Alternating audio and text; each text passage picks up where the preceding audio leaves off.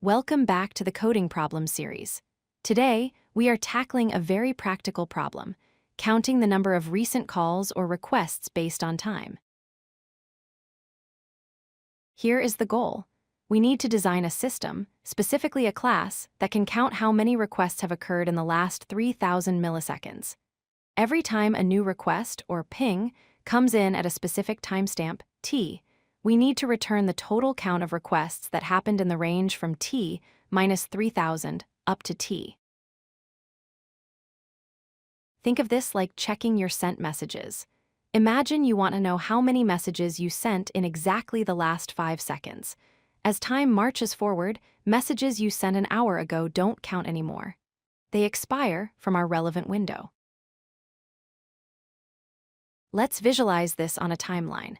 Requests come in one by one. Here we have requests at time 1, time 100, time 3001, and time 3002. Notice that the input timestamps are always increasing. This problem is a classic example of a sliding window. Imagine a frame that is 3,000 units wide. As we move to a new time t, the window shifts. Any data point that falls to the left of this window is too old and should be discarded.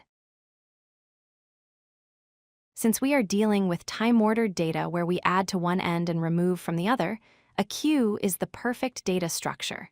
It follows the first in first out, or FIFO, principle. We add the newest timestamps to the rear and remove the oldest from the front. The algorithm is simple.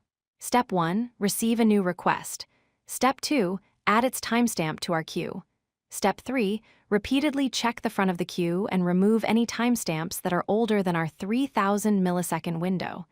Step 4, simply return the current size of the queue. Let's walk through an example. First, a ping comes in at time 1.